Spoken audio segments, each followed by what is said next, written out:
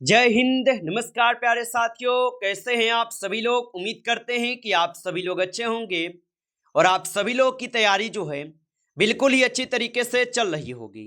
तो साथियों, आज की इस क्लास में हम सभी लोग जो है आरआरबी ग्रुप डी एग्जाम 2026 के लिए जो है टॉप ऐसे इंपोर्टेड और चुनिंदे प्रश्नों को देखेंगे जो कि साथियों आपके आरआरबी ग्रुप डी के एग्जाम के लिए जो है काफी इंपोर्टेंट है।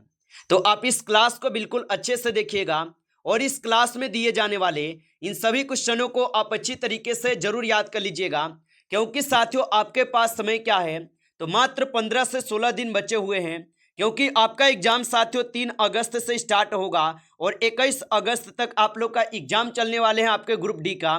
तो आपके पास साथियों समय जो है बिल्कुल ही कम है और बिल्कुल आप लोग इंपोर्टेड टॉपिक और इंपोर्टेड टॉपिक के क्वेश्चन को ही देखें। और यहाँ पे आपको साथियों डेली इंपोर्टेड टॉपिक से ही क्वेश्चन करा जाएंगे, जिससे कि आप इस बार सिलेक्शन जो है ले पाएंगे। तो चलिए हम क्लास को स्टार्ट करते हैं और देखिएगा कि क्वेश्चन जो है क्या पूछे गए। क्वेश्चन यहाँ पे पूछे गए हैं, संविधान सभा के संवैधानिक सलाहकार कौन थे। चलिए बताइएगा।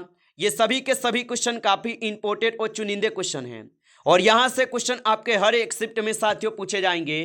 तो आप अच्छे से इन सभी प्रश्नों को याद करते चलिए और बताइएगा कि संविधान सभा के संवैधानिक सलाहकार कौन थे।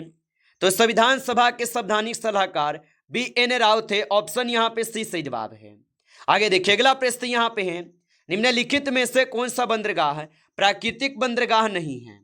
चलिए बताइएगा आप यहाँ पे, तो निम्नलिखित में से कौन सा बंदरगाह प्राकृतिक बंदरगाह नहीं है। तो यहाँ पे आप सही जवाब ऑप्शन डी कीजिएगा, चेन्नई नहीं होगा। ऑप्शन डी सही जवाब है, चेन्नई नहीं है। आगे देखिए अगला क्वेश्चन यहाँ पे दिए गए कि अप्रैल 2026 में किस राज्य में विधानसभा चुनाव जो है आयोजित हुए हैं। तो अप्रैल 2026 में किस राज्य में विधानसभा चुनाव आयोजित हुए। तो यहाँ पे इस क्वेश्चन का आप सही जवाब ऑप्शन ए करेंगे, असम में हुए हैं। ऑप्शन ए सही जवाब है, असम में हुए हैं। चलिए अगला प्रश्न यहाँ पे है कि ऑपरेशन सिंदूर किस देश से संबंधित भारत की सैन्य कार्रवाई थी। तो ऑपरेशन सिंदूर किस देश से संबंधित भारत की सैन्य कार्रवाई थी।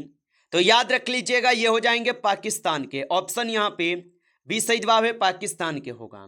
चलिए अगला प्रश्न यहाँ पे है, भारत छोड़ो आंदोलन करने का प्रस्ताव किस अधिवेशन में पारित हुआ था।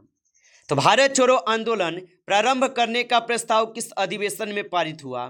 तो ये होते हैं आपके बंबई अधिवेशन में। ऑप्शन यहाँ पे बी सही जवाब है, बंबई अधिवेशन में। चलिए अगला प्रश्न यहाँ पे है, भारतीय संविधान के किस अनुच्छेद के अंतर्गत राष्ट्रपति वित्तीय आपातकाल घोषित कर सकता है। तो भारतीय संविधान के किस अनुच्छेद के अंतर्गत राष्ट्रपति वित्तीय आपातकाल घोषित कर सकता है। तो यहाँ पे आप सही जवाब अनुच्छेद 360 करेंगे। ऑप्शन आपका सी सही जवाब है, अनुच्छेद 360 के तहत होगा। आगे देखिए अगला प्रश्न यहाँ पे दिए गए आपसे। प्रश्न है कि भारत में काजीरंगा राष्ट्रीय उद्यान किस नदी के बाढ़ क्षेत्र में स्थित है। तो भारत में राष्ट्रीय काजीरंगा राष्ट्रीय उद्यान किस नदी के बाढ़ क्षेत्र में स्थित है। तो यह हो जाएंगे आपके कहाँ पे, तो यहाँ पे इस क्वेश्चन का सही जवाब बी करेंगे, ब्रह्मपुत्र में होगा। ऑप्शन बी सही जवाब है। आगे देखिए अगला प्रश्न है, निम्न में से कौन सा धातु अम्ल के साथ अभिक्रिया करके हाइड्रोजन गैस नहीं देता। तो निम्न में से कौन सा धातु अम्ल के साथ अभिक्रिया करके हाइड्रोजन गैस नहीं देता। तो आप बताएंगे यहाँ पे तांबा नहीं देता। ऑप्शन सी कीजिएगा, तांबा नहीं देता है। आगे देखिए अगला प्रश्न है कि अप्रैल मई 2026 में चुनाव कराने वाले केंद्र शासित प्रदेश का नाम क्या है। चलिए बताइए। और साथियों यदि आपको क्लास अच्छा लग रहा हो तो क्लास को एक बार आप लाइक कर लीजिए। नए हैं आप इस चैनल पे तो चैनल को भी सब्सक्राइब करके ऑल नोटिफिकेशन को भी ऑल पे दबा के जुड़ जाइए, जिससे कि जब भी कोई नई क्लास हो सबसे पहले क्लास का नोटिफिकेशन जो है आपके पास पहुंच सके। तो चैनल को सब्सक्राइब कर लीजिएगा। और बताएंगे आप यहाँ पे अप्रैल मई 2026 में चुनाव कराने का केंद्र शासित प्रदेश का नाम क्या है। तो याद रखेंगे इनका नाम पुडुचेरी है। ऑप्शन यहाँ पे सी कीजिएगा, पुडुचेरी है। आगे देखिए अगला प्रश्न यहाँ पे है, संविधान के किस अनुच्छेद में भारत को राज्यों का संघ यानी यूनियन ऑफ स्टेट जो है कहा गया है। तो संविधान के किस अनुच्छेद में भारत को राज्यों का संघ कहा गया है। तो ये कहे गए अनुच्छेद 1 में, ऑप्शन ए सही जवाब है, अनुच्छेद 1 में होगा। चलिए अगला प्रश्न यहाँ पे देखिएगा। प्रश्न है कि भारत में जलोढ़ मिट्टी का सर्वाधिक विस्तार जो है किस मैदान में है। तो भारत में जलोढ़ मिट्टी का सर्वाधिक विस्तार किस मैदान में होगा। तो यहाँ पे आप इस क्वेश्चन का सही जवाब जो है, ऑप्शन आप सभी लोग बी करेंगे, गंगा ब्रह्मपुत्र का मैदान। ऑप्शन यहाँ पे बी जो है सही जवाब होगा, याद रखेंगे। चलिए अगला प्रश्न यहाँ पे है कि अभिनव भारत संगठन की स्थापना किसने की थी। तो अभिनव भारत संगठन की स्थापना किसने की थी। तो अभिनव भारत संगठन की जो स्थापना की, इनके स्थापना किए गए विधायक दामोदर सावरकर के द्वारा। ऑप्शन यहाँ पे आप लोग का जो है बी सही जवाब है, आप अच्छे से याद रखेंगे। चलिए अगला प्रश्न यहाँ पे है, यदि किसी वस्तु को उत्तल लेंस के फोकस पर रखा जाए तो प्रतिबिंब होगा। तो यदि किसी वस्तु को उत्तल लेंस के फोकस पर रखा जाए तो प्रतिबिंब बनेगा। तो आप बताएंगे ये अनंत पर बनेंगे। ऑप्शन यहाँ पे बी जो है सही जवाब है, अनंत पर बनेंगे, आप अच्छे से याद रखेंगे। चलिए अगला प्रश्न यहाँ पे देखेंगे, और यहाँ पे प्रश्न पूछा गया, निम्नलिखित में से कौन सा मौलिक अधिकार केवल नागरिकों को ही प्राप्त है। तो निम्नलिखित में से कौन सा मौलिक अधिकार केवल नागरिकों को ही प्राप्त है। तो यहाँ पे इस क्वेश्चन का आप सही जवाब जो है, ऑप्शन यहाँ पे आप लोग ऑप्शन सी करेंगे, अनुच्छेद 19 हो गया। चलिए अगला प्रश्न यहाँ पे देखेंगे, निम्नलिखित में से किस वेद में मुख्य रूप से यज्ञ संबंधित जो है ना मंत्र हैं। तो निम्नलिखित में से किस वेद में मुख्य रूप से यज्ञ संबंधित मंत्र है। तो यहाँ पे इस क्वेश्चन का आप सही जवाब जो है, ऑप्शन यहाँ पे बी करेंगे, यजुर्वेद में यज्ञ संबंधित मंत्र हैं। आगे देखिए अगला प्रश्न यहाँ पे है, भारत के उपराष्ट्रपति को पद से हटाने का प्रस्ताव सबसे पहले किस सदन में लाया जाता है। तो भारत के उपराष्ट्रपति को पद से हटाने का जो प्रस्ताव है सबसे पहले किस सदन में लाया जाता है। तो ये लाए जाते हैं राज्यसभा में। ऑप्शन यहाँ पे बी सही जवाब होगा। चलिए आगे बढ़ते हैं और अगला प्रश्न यहाँ पे देखेंगे। यहाँ पे 70 नंबर क्वेश्चन है, विश्व का सबसे बड़ा प्रायद्वीपीय कौन सा है। तो विश्व का सबसे बड़ा प्रायद्वीपीय जो है यहाँ पे हो जाएंगे अरब प्रायद्वीपीय। ऑप्शन यहाँ पे ए सही जवाब है, अरब प्रायद्वीपीय होगा। चलिए अगला प्रश्न है, निम्न में से कौन सा धातु कमरे के ताप पर द्रव्य अवस्था में होता है। तो निम्न में से कौन सा धातु कमरे के ताप पर द्रव्य अवस्था में होता है। तो यहाँ पे मरकरी यानी पारा हो जाएगा। ऑप्शन यहाँ पे बी कीजिएगा, याद रखेंगे। चलिए अगला प्रश्न यहाँ पे देखेंगे, और यहाँ पे प्रश्न पूछे गए हैं आपसे कि मार्च 2026 में राज्यसभा का चुनाव किस संस्था द्वारा जो है कराए गए। चलिए बताइएगा आप यहाँ पे। तो मार्च 2026 में राज्यसभा का चुनाव किस संस्था द्वारा कराए गए हैं। तो ये कराए गए हैं चुनाव आयोग के द्वारा। ऑप्शन यहाँ पे आप लोग का 20 जो है सही जवाब है, चुनाव आयोग द्वारा। चलिए अगला प्रश्न यहाँ पे है, नाथपा झाकरी जल विद्युत परियोजना किस नदी पर स्थित है। तो नाथपा झाकरी जल विद्युत परियोजना किस नदी पर स्थित है। तो यह सतलुज नदी पर स्थित है। ऑप्शन ए सही जवाब है, सतलुज नदी पे। आगे देखिए अगला क्वेश्चन है कि अष्टाध्यायी नामक प्रसिद्ध ग्रंथ के रचयिता कौन है। तो अष्टाध्यायी नामक प्रसिद्ध ग्रंथ के रचयिता कौन है। तो इनके रचयिता कौन होगा। अष्टाध्यायी के पाणिनि हो जाएंगे। ऑप्शन यहाँ पे बी सही जवाब है। चलिए अगला प्रश्न यहाँ पे है, राष्ट्रपति के निर्वाचन से संबंधित विवादों का निर्णय जो है कौन करता है।